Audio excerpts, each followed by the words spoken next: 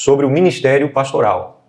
A aula já está disponível também no canal da Escola de Ministros do Telegram. Amém?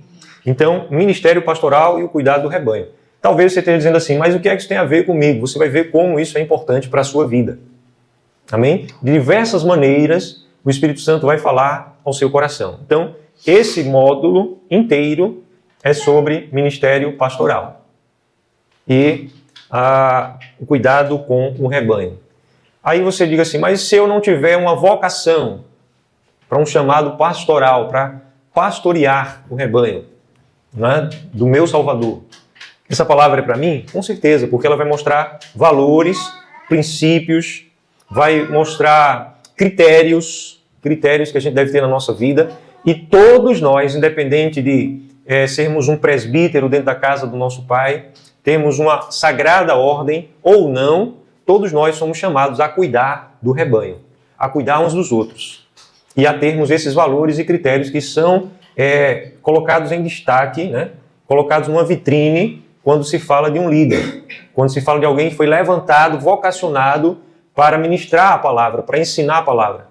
Então, esses critérios que são colocados para alguém que ensina a palavra, que se dedica, não é? Todos nós somos chamados a ensinar, mas alguém que é chamado a se dedicar totalmente ao ensino, esses critérios, eles competem a todos nós. Amém? E são importantes, a gente cresce muito quando a gente medita sobre eles. Então, hoje, nós estamos no estudo 1, que é sobre apacentar as minhas ovelhas. E o texto que a gente escolheu para meditar nele é esse de João 15, o João em hebraico é Ial-Hana, né? capítulo 21, versículo 15 a 17, em que o nosso rei, o nosso mestre, pergunta por 3 vezes a Pedro, né? que em hebraico o nome de Pedro é Kefas, pergunta 3 vezes a ele se ele o amava. Pergunta-lhe, Pedro, tu me amas? Pedro, filho de João, filho de Ial-Hana, tu me amas? E 3 vezes Pedro responde, eu te amo. Mas a gente vai entrar no detalhe aqui na exposição da Escritura Sagrada. Amém? Então, a gente vê já de cara aqui, eu queria colocar já de imediato, que a vocação para pastorear o rebanho do nosso Salvador, porque a igreja pertence a Ele, a igreja somos nós. Amém? A igreja é o corpo do qual Ele é a cabeça. Mas a igreja ela se divide, biblicamente, apenas em 2 partes. Quem sabe as divisões bíblicas da igreja? Apenas 2 partes. A igreja gloriosa, que está na glória, aguardando a ressurreição, os salvos que morreram nele, morreram na viva fé nele, é chamada de igreja gloriosa. E a igreja militante, isso são termos que a Escritura chama. A igreja militante, a igreja que está na luta, a igreja que está no combate ainda, que no caso somos nós, porque ninguém morreu aqui ainda, né? Aleluia! Então, nós fazemos parte da igreja eterna, é uma só igreja. Mas de forma didática, biblicamente, existe a igreja gloriosa que aguarda a ressurreição. Eles estão lá, não estão lá parados, não estão inconscientes. A Escritura diz que eles rogam ao nosso Salvador que apresse aquele dia quando eles vão receber o corpo ressurreto. Amém? E a igreja militante aqui também está aguardando esse dia do arrebatamento, né? O Espírito e a noiva dizem Maranata, que significa venha logo, ora vem, ó meu rei, né? Ó rei dos reis. Então, nós somos chamados a apacentar, a cuidar. Né? O que é um pastor? Aqui a palavra pastor vem lá desde o Salmo 23, que o Espírito do nosso Pai começa a fazer uma comparação, uma analogia. Lá no Salmo 23, o que é que o rei Davi, que era um homem de oração, ungido, consagrado, o que é que ele escreve no Salmo 23? Ial é o meu pastor, nada me faltará. Então, e anteriormente a ele, os profetas, que também viveram antes e depois de Davi, também usaram essa figura de pastor, que vem realmente de cuidar de um rebanho de animais. O pastor, que era algo muito comum lá no Oriente, ainda hoje era alguém que cuidava de ovelhas. Amém? Literalmente aqui eu estou falando do animal, né? Do quadrúpede. Estou falando daquele animal indefeso, que é usado como uma comparação para nós. Nós somos, aos olhos do Rei da Glória, como esses animais. Não é? Diferente de outros animais que têm maneiras de se defender, não é? Que, por exemplo, tem garras, tem presas, tem um instinto de fuga, tem um instinto de se esconder, tem um instinto até de atacar, de procurar presas. A ovelha não. A ovelha é um animal indefeso. Por isso, o nosso Salvador diz: eis que eu vos envio como ovelhas no meio de lobos. Há uma característica estranha da igreja, é que ela, muitas vezes, parece que perdeu a habilidade de se proteger. E ela se mete e se intromete em coisas ruins. Então, não é raro que um pastor cuidava daqueles rebanhozinhos de ovelhas, de vez em quando uma ovelha desaparecia. Porque ele precisava estar levando a ovelha de um pasto para outro, não é? De um lugar para outro. E à noite sempre guardar aquelas ovelhas num aprisco, num cercado bem feito, que o pastor ficava vigiando. E ele tinha pessoas com ele, porque era também um negócio, uma sobrevivência, então ele tinha pessoas com ele que dividiam o pastoreio. Mas o pastor era um só, era o dono, era o proprietário. Então aquelas ovelhas, aqueles animaizinhos, desenvolviam um relacionamento com o seu pastor, de confiança. Elas aprendiam a voz, por isso que no Evangelho o nosso Salvador vai dizer: as minhas ovelhas ouvem a minha voz. Amém? E qual a voz dele? Como é que você escuta hoje a voz dele na sua casa? No seu negócio, no seu trabalho, como é que você escuta a voz dele hoje? Ele diz: quem ouve a verdade, escuta a minha voz. Então nós precisamos ser amantes da verdade, ser apaixonados pela verdade, confrontarmos toda mentira, todo engano. Os apóstolos diziam que a igreja, quando os próprios apóstolos estavam pregando, a igreja precisava estar examinando as Escrituras para verificar se era verdade o que eles estavam dizendo. E hoje a gente tem uma tendência de descansar de uma forma inconsequente, de uma forma despreocupada, irresponsável até, me permitam dizer, e a gente ouve uma mensagem ou outra e a gente não tem amado a verdade. E eu não falo só quando a Escritura está sendo exposta, quando ela está sendo proclamada, não. Eu falo também quando você está assistindo um filme, quando você está ouvindo o conselho de um ímpio. O que é um ímpio? É alguém que não tem a viva fé. A palavra piedoso que tem fé. Ímpio, o contrário de piedoso, é alguém que não tem a viva fé no Salvador. Então o mundo está cheio de conselhos. Conselho dos ímpios, que influenciam a nossa maneira de pensar, nossos padrões de pensamento. Então a gente precisa estar examinando nossas emoções. Por que é que eu estou sentindo isso? De onde é que vem essa história? Quando foi que eu comecei a sentir isso? Qual era a idade que eu tinha quando eu comecei a sentir esse tipo de sentimento? Então a gente precisa confrontar para examinar a verdade e o nosso ser sendo transformado. Se a gente simplesmente se acomodar, não, salvo eu estou, eu creio que é pela graça, então creia para isso. Porque a palavra nos chama a nos santificarmos, a buscarmos nele forças para conhecermos a ele e não pararmos. Prosseguirmos em conhecer. Não está escrito assim, né? Conheçamos a ele e prossigamos em conhecer. Esse conhecimento, gente, ele é primeiramente relacional, experimental. Nós temos que ter intimidade com ele, relacionamento. Não é um conhecimento teórico. Tem muita gente cheia de conhecimento teórico acerca do que a Bíblia fala, do que as Escrituras falam, e sem vida. Sem vida. Esse conhecimento não interessa a ele.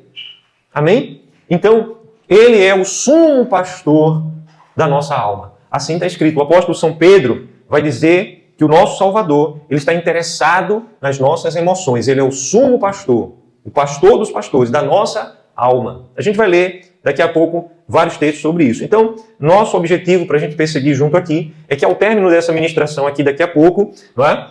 Nós possamos compreender com clareza que o ministério pastoral, para o qual somos chamados a viver de alguma maneira, ou com a vocação, ou servindo como pastores do rebanho uns aos outros, apacentando, cuidando, zelando pela congregação, pela carral. Né? Porque como é que eu cuido da igreja do meu Salvador? Como é que você cuida da igreja do teu Salvador? A resposta tem 2 passos. Primeiro, você precisa cuidar de si mesmo. Se você estiver fraco, como é que você vai ajudar alguém? Se você não aprende com ele, como é que você vai ensinar? Amém? Se você não tem amado a verdade, como é que você vai instruir outros a amarem a verdade? Se você não tem buscado uma vida de unção, uma vida cheia do Espírito, como é que você vai ensinar outros a buscarem a presença dele? Então você tem que cuidar de você. É mais ou menos como um médico que de repente né? Está ali todo cheio de doenças, de enfermidades. Como é que ele vai fazer uma cirurgia?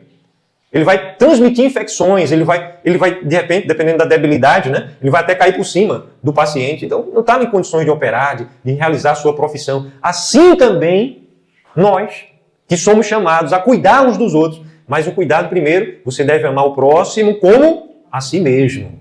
Se eu não tenho amor por mim, se eu não estou zelando pela minha vida. Então, nós precisamos abrir um olhão para estarmos zelando pela nossa vida. Esse é o primeiro passo. Agora, o segundo passo qual é?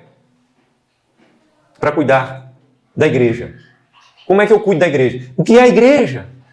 A igreja é a comunhão congregacional. Porque eu vivencio a igreja eterna, eu vivencio a igreja indizível, vivendo a igreja local. Amém? Eu preciso viver a congregação local. Isso fala de frequência, de presença, também de relacionamento com os irmãos. É a única maneira. Ah, eu pertenço à igreja do meu Salvador. É como? Se eu não vivo uma vida congregacional.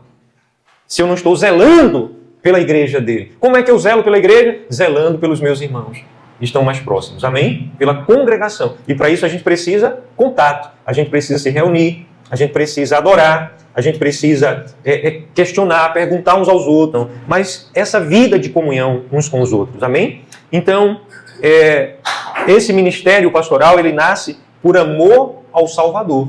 Ele nasce de um relacionamento e vai fazer com que a gente cuide da igreja dele. O que é que envolve o pastorado ou pastoreio? Como os profetas tanto usaram essa figura, né? Como está lá no Salmo 23.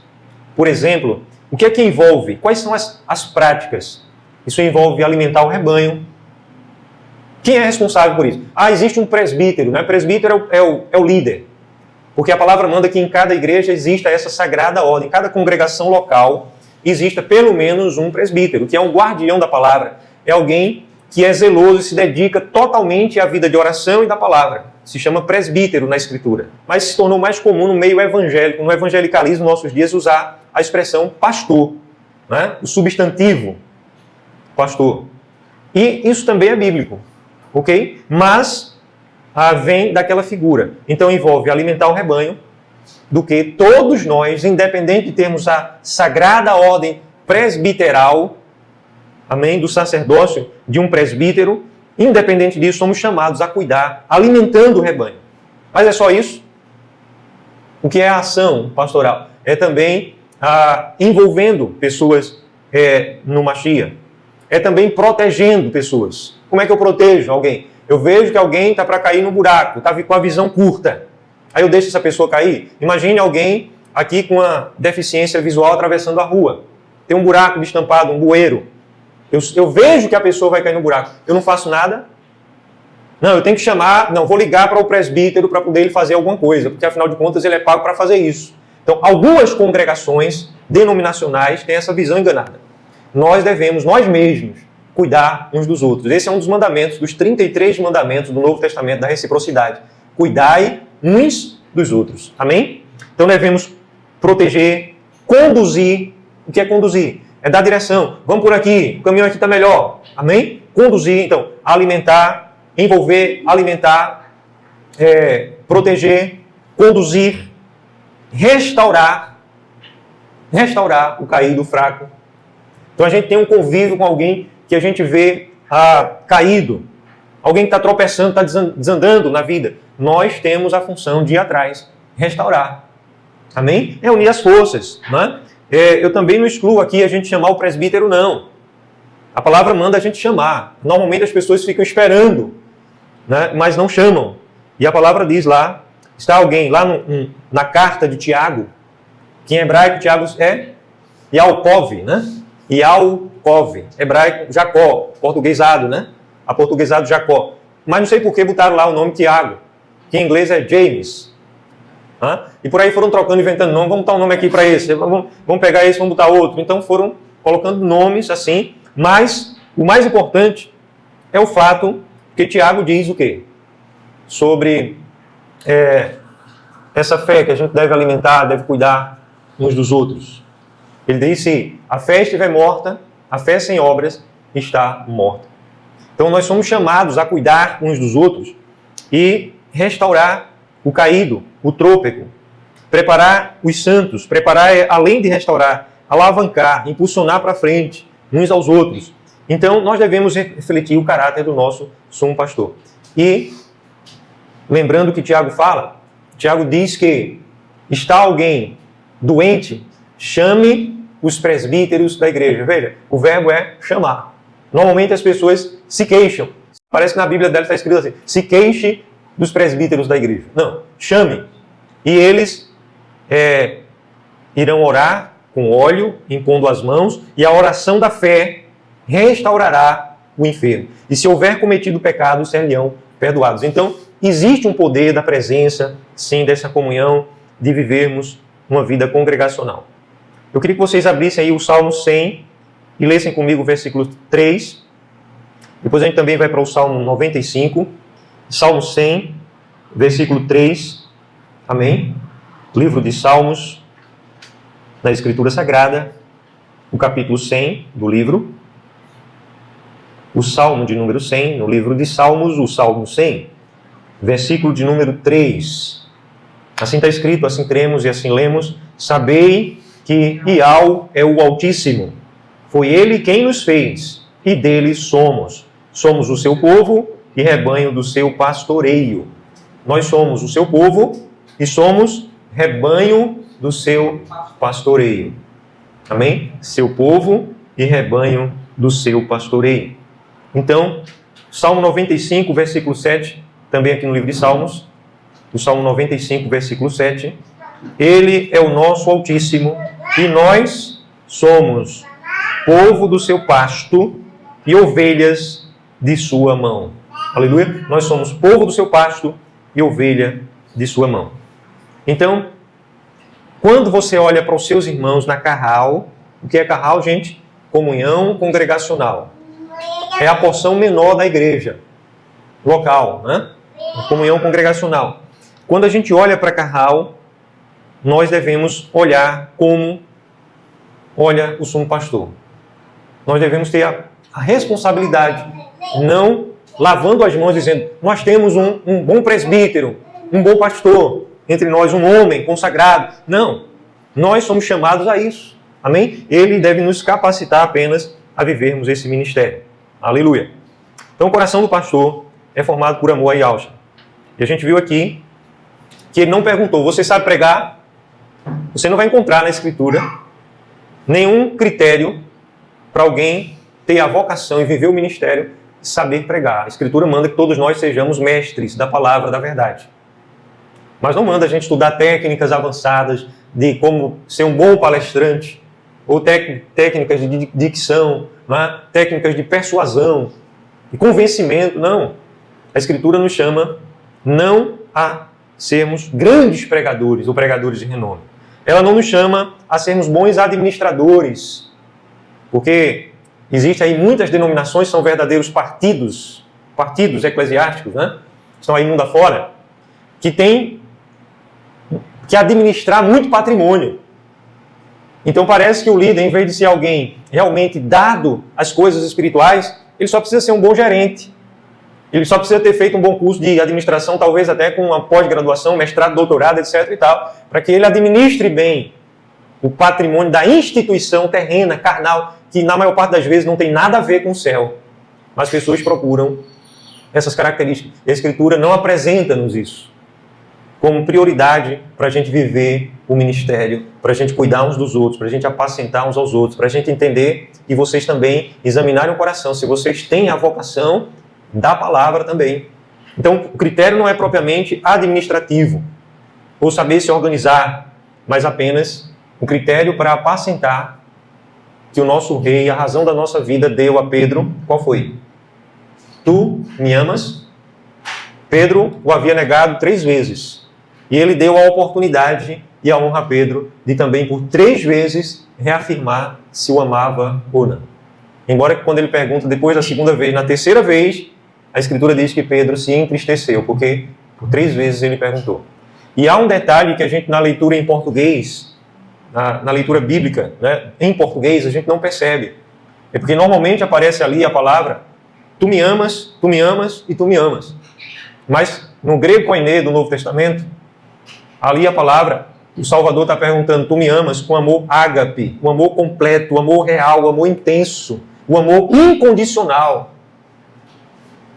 E Pedro responde com amor philos, ou filéu, que significa, é real esse amor, mas é um amor de amizade. Então, por duas vezes, as duas primeiras vezes, o Salvador, o nosso rei, o mestre dos mestres, pergunta, tu me amas com ágape. Tu tens ágape, agapau por mim, Pedro? E Pedro responde, eu tenho filéu por ti. Eu tenho eu desejo a tua presença como um grande amigo. Eu não sei viver sem ti, mas ele usa o verbo filéu.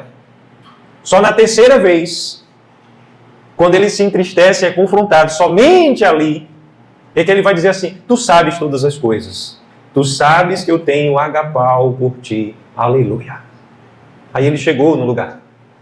Aí ele rompeu com a vergonha, ele rompeu com a mentalidade do mundo, né? Os critérios de adoração do mundo, e ele ali rasgou o coração e disse, tu sabes todas as coisas, tu sabes que eu te amo incondicionalmente, acima de tudo.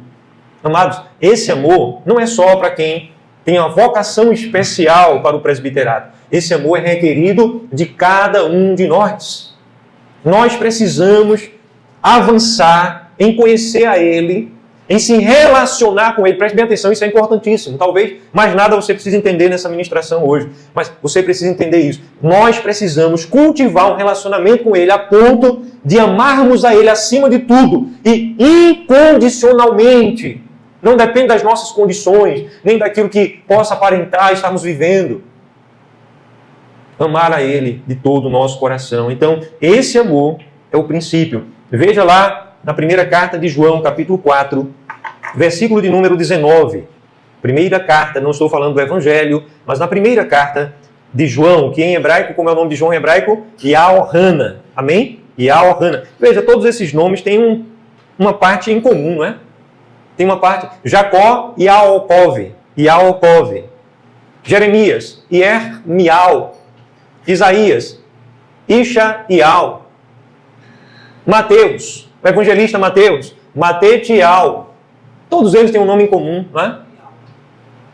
O rei Ezequias, Ierquial, e todos esses nomes são pronunciados assim em hebraico hoje, o hebraico moderno, que você daí da sua casa você pode ver, você faz uma pesquisa em hebraico, e você vai entrar lá no YouTube de Israel, mas tem que ser a pesquisa em hebraico. Você vai ouvir os rabinos pronunciando o nome dos profetas, Jeremias, Isaías, o nome dos apóstolos, em hebraico. Você vai ouvir eles falarem Yermial, Ishaial, Matetial, Yaohana, amém? Yaakov, só que ele fala rápido, né? Yaakov. Então, todos eles ali estão o nome. Então, a gente vai abrir na primeira carta de Yaohana.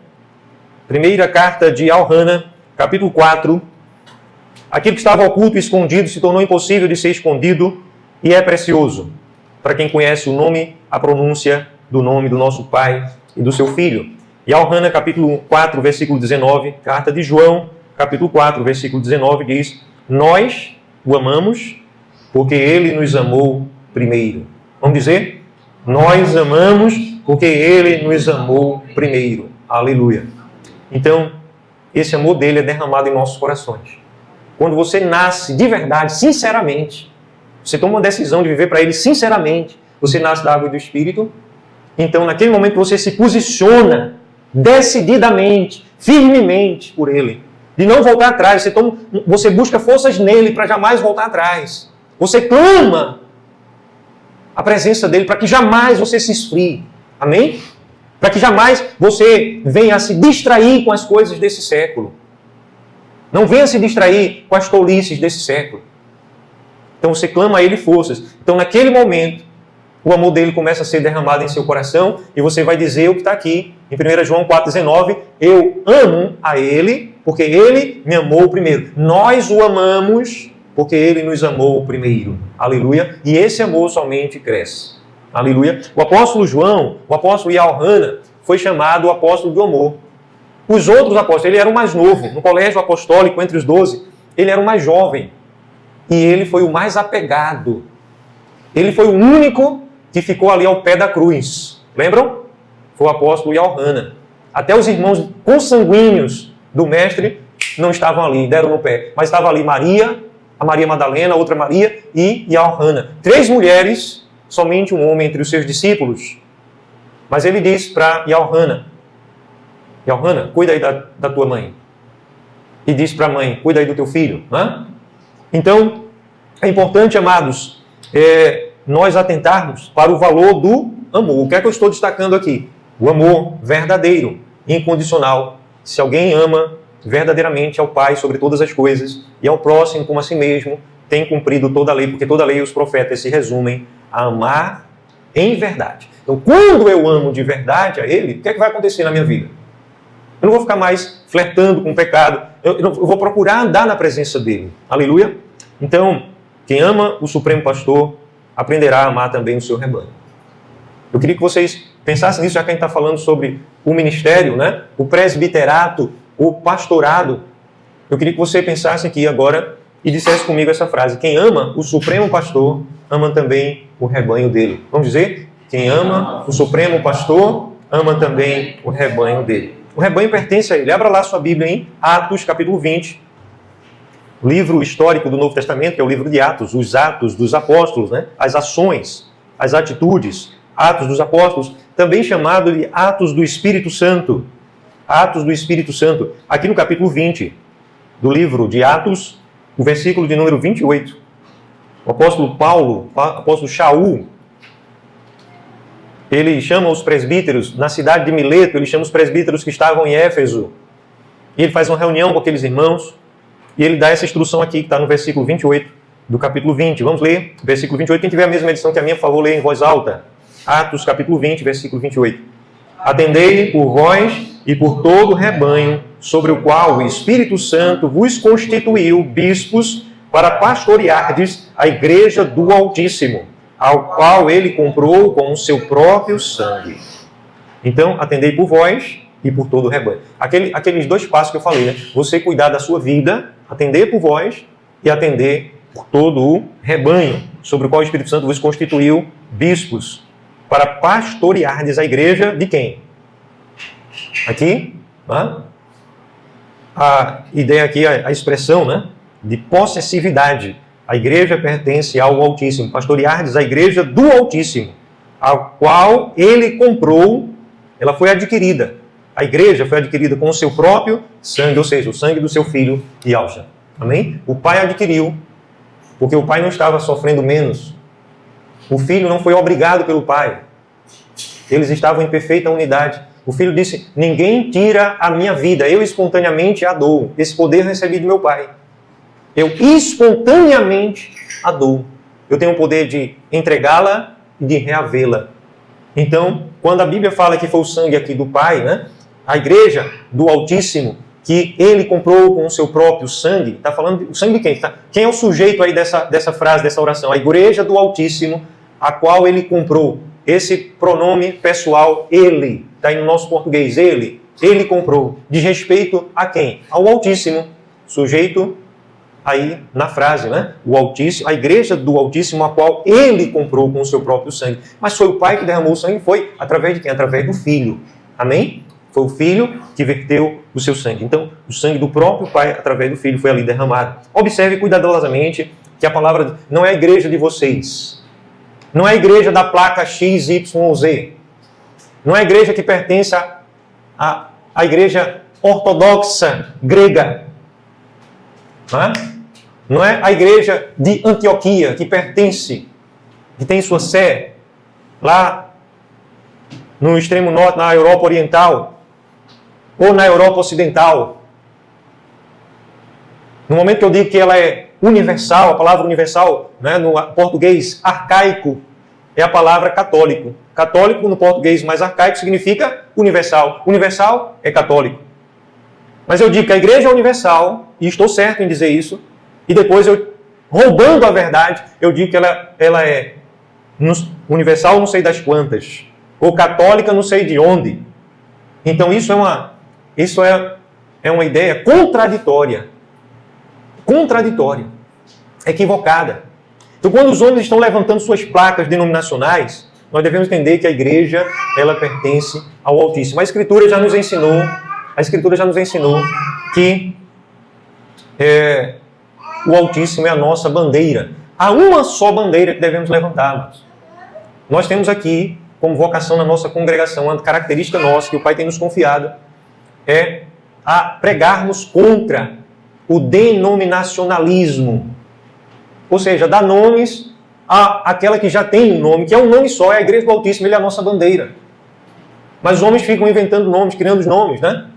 Que isso vem lá de trás, começo da Idade Média, quando houve a primeira divisão terrena, não bíblica. Primeira divisão, e foi a divisão entre a Igreja do Ocidente e a Igreja do Oriente. Aí ali começaram a dar nomes para diferenciar aquela que tinha um só nome e deveria caminhar em uma só unidade de visão. Mas aquela divisão ali, na verdade a palavra diz que ali já muito haviam apostatado da fé. Por quê? Porque é o remanescente que será salvo. É o remanescente que será salvo. Amém? Então, o apóstolo Paulo aqui em Atos 20, quando ele chama os presbíteros, ele não diz assim, a igreja de vocês devem atender pela vida de vocês e atender pelo rebanho, que é a igreja de vocês. Não, ele diz a igreja do Altíssimo. Amém? A igreja de Ial, o Altíssimo. Ele estava ali falando claramente do nome. Se você leia de forma corrida, você pode ler várias vezes numa semana. Em uma semana você pode ler várias vezes o livro de Atos. E eu recomendo que vocês façam esse tipo de leitura também, uma leitura rápida. Hoje em dia a gente tem, inclusive, a tecnologia, o smartphone. Você pode baixar uma Bíblia. Se quiserem, eu posso indicar o aplicativo que eu considero melhor, depois de ter avaliado alguns, certo? E esse aplicativo, você pode botar para ouvir um narrador que lê com a nitidez, com clareza, com boa dicção, né? Com boa pronúncia. Ele lê de forma acelerada. Você pode botar, eu quero que ele leia em 2 vezes. Então, rapidamente, você vai ler a Escritura toda. Estou terminando essa semana 50 dias de ler toda a Escritura, de Gênesis a Apocalipse. Termino essa semana com a graça do bom Pai, se Ele assim o permitir. Então, o livro de Atos você pode ler várias vezes numa semana se quiser. E quando você faz essa leitura rápida, você vai atentar como os apóstolos proclamavam o nome e davam ênfase à importância do nome do Pai, do nome do Filho. Eles foram espancados, eles foram agredidos porque eles proclamavam o nome. A mensagem relacionada ao endereço. Não é? Que mensagem é essa? Quem é o autor dessa mensagem? Então vem a pessoa, o nome próprio do Salvador. Amém? É a essência do Evangelho que eles anunciavam e mostravam quem era o autor, mostravam quem era a fonte, mostravam quem ele é, aquele que deve ser glorificado, aquele que deve ser reconhecido, aquele que deve ser invocado. E nós devemos invocar o nome dele. Nós devemos pronunciar, invocar o nome dele. Então, amados, a igreja do Altíssimo nos dá essa visão, né? E ali o apóstolo Paulo estava dizendo, de fato, em verdade, a igreja de Ial, o Altíssimo. Aleluia. Consequências práticas de quando a gente entende que a igreja não é minha, não é nossa, a igreja é dele. Sabe o que acontece? Nós entendemos que a igreja não pode, não devemos jamais, longe de nós, manipularmos a igreja. Existe, quando você tem esse relacionamento com ele verdadeiro e você entende que a igreja pertence a ele, você passa a desenvolver amor à igreja dele. Respeito, reverência à igreja dele. Você não trata a igreja como propriedade. Tem muitos líderes religiosos tratando a congregação, a igreja local e a igreja até às vezes regional, nacional ou no mundo, como se fosse propriedade deles. Eu ontem assisti um filme, e olha, um filme de alguém que era piedoso, um homem de oração. Mas eu pude ver com muita clareza que aquele homem, ele lidava com as coisas do reino como se fosse propriedade dele. E por isso, no próprio filme, no enredo do filme, na história do filme, ele sofreu muito. Não porque era um sofrimento propriamente das coisas espirituais, mas porque havia esse apego às coisas, primeiro, as coisas que não era dele, como deles fosse, e segundo, as coisas materiais como propriedade da instituição terrena, como também se do homem fosse. Propriedades, bens, valores, etc. Não é? Condição social, status, etc. Tudo isso que os homens muitas vezes procuram e vivem aí uma vida de competitividade, de rivalidade, de busca de sucesso aos olhos dos homens, né? De se estabelecer, mas não buscam realmente uma vida de consagração por amor, exclusivamente ao Pai. Então há uma mistura. Eu não estou aqui condenando A, B ou C, mas eu estou aqui trazendo a palavra do discernimento para a igreja. Então, como alguém pode fabricar uma cédula falsa?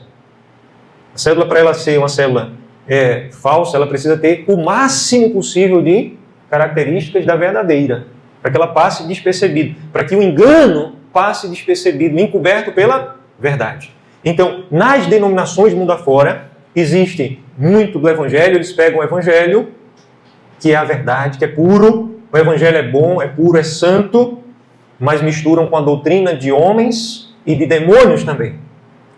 Como eu vou discernir? Como é que se discerne uma cédula falsa? Conhecendo muito bem a cédula verdadeira. Então nós precisamos nos apegar com firmeza à palavra da verdade, em oração, para que a gente não venha a ser enganado. Amém? Amém. Então, nessas instituições terrenas, tem muito disso, da carnalidade dos homens, do ensino, não por amor à verdade, o ensino conveniente, o ensino para agradar as pessoas. Se cria uma série de artifícios ambiental, de estrutura física, de estrutura ritualística, de ritos, de usos e costumes, tudo para prender as pessoas, enredar as pessoas naquelas instituições religiosas, criação de homens que não podem ser sustentadas à luz da revelação dos apóstolos, que é o fundamento da igreja. A igreja é edificada no fundamento dos apóstolos, na doutrina dos apóstolos. Amém? E já o apóstolo Paulo diz ali em Mileto, quando ele fala para aqueles presbíteros, ele diz, logo depois da minha partida, se levantarão no meio de vocês lobos vorazes que não pouparão o rebanho. E o mais triste, ele diz, se levantarão entre vós, no meio de vocês e entre vocês. Então, essa realidade hoje não acontece não. Na instituição A, B ou C. Naqueles que se dizem os donos da verdade. Nós devemos estar abertos e saber que o dono da verdade ele é um só. E devemos buscar nele, que é a fonte. Amém? Abra sua Bíblia lá na primeira carta de Pedro. Em hebraico, o nome de Pedro é Kefa. O Kefaial. Pedro. Primeira carta do apóstolo Pedro, já pertinho de Apocalipse. Na disposição no cânon. Capítulo 5 da primeira carta, versículo 2 e 3. Primeira carta, capítulo 5, versículo 2 e 3. Eu vou ler a partir do versículo 1, já que vocês estão pedindo tanto, né? Não, lê a partir do versículo 1, está certo, vamos ler. Versículo 1, 2 e 3 diz assim, rogo-vos, pois, aos presbíteros que há entre vós, eu, presbítero com eles, veja só, o apóstolo Pedro está dizendo que ele também é um presbítero, eu, presbítero com eles, e testemunha dos sofrimentos do Machia, e ainda co-participante da glória que há de ser revelada, eu rogo que, versículo 2, pastoreai o rebanho do Altíssimo que há entre vós, não por constrangimento, mas espontaneamente, como o Altíssimo quer, nem por sórdida ganância, mas de boa vontade, nem como dominadores dos que vos foram confiados, antes tornando-vos modelos do rebanho. Aleluia. Então vamos ver alguns ensinos aqui preciosos a partir do versículo 2 aí. Vamos voltar um pouco aqui no versículo 2. Pastoreai o rebanho do Altíssimo. Mais uma vez aqui, essa expressão aqui mostra propriedade, possessividade. O rebanho pertence à relação de pertinência, pertence ao Altíssimo. Pastoreai o rebanho do Altíssimo. Amém? Aqui o versículo 2. Rodou. Não por constrangimento. O que seria pastorear por constrangimento? Por obrigação. Por diversas cargas d'água da vida. Tem gente que abraça o evangelho por obrigação, sabia? Não foi de coração, não foi verdadeiro. Sabe-se lá por que cargas d'água abraçou o evangelho.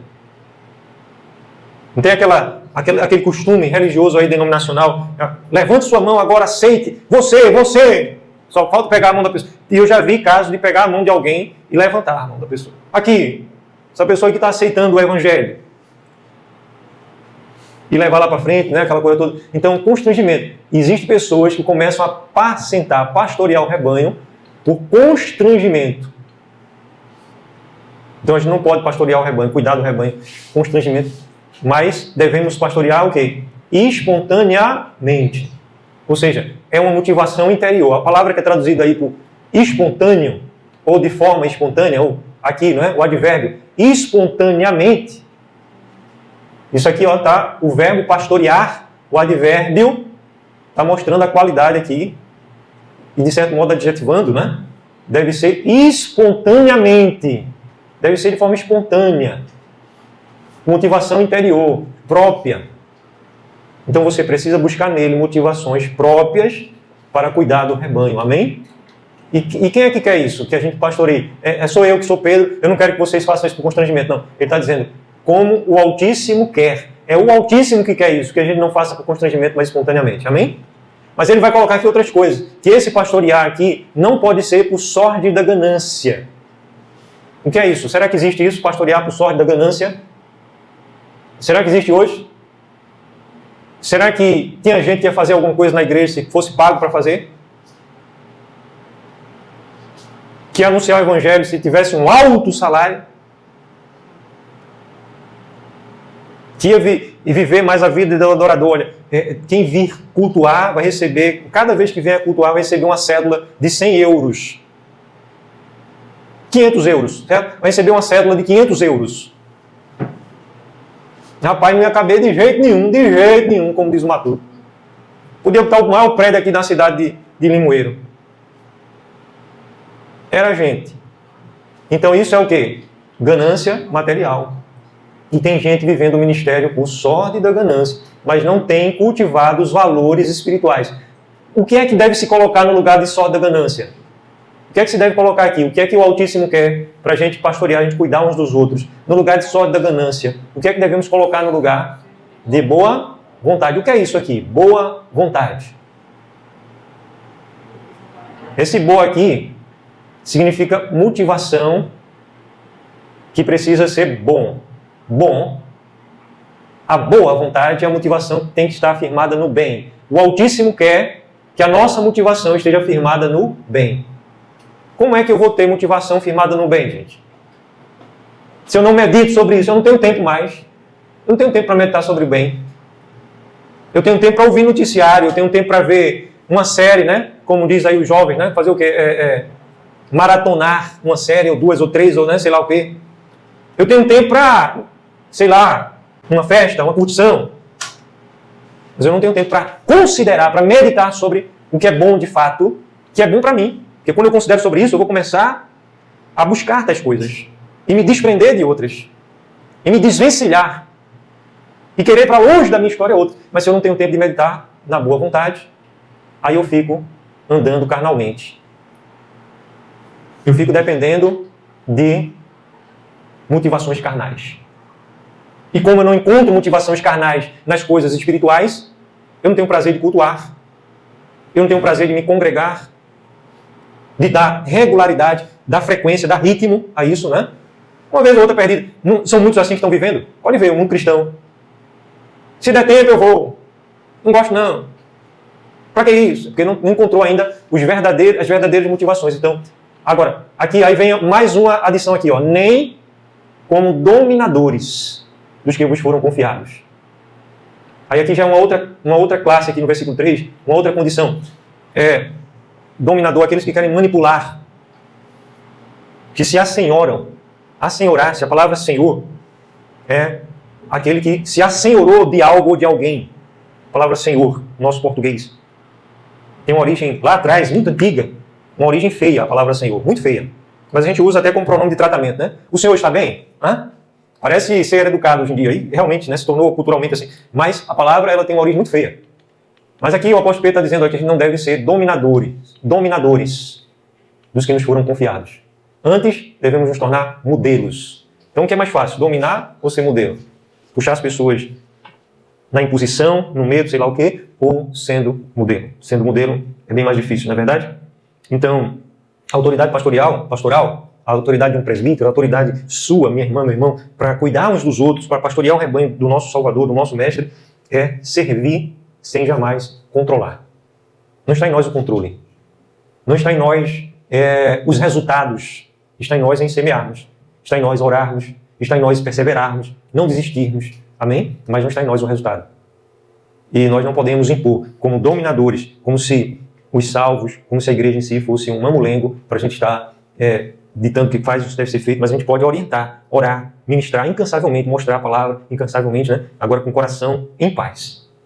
Porque, como Paulo diz, né? Eu plantei, Apolo regou, mas é o Altíssimo quem deu o crescimento. Amém? O crescimento veio e vem do Altíssimo. Então, um pastor fiel, um líder, e cada um de nós que estamos na escola de ministros, né? Deve administrar aquilo que pertence ao Altíssimo, entendendo, eu estou falando aqui administrar em relação às nossas atitudes, à nossa vida, que o resultado vem dele e que a igreja pertence a ele.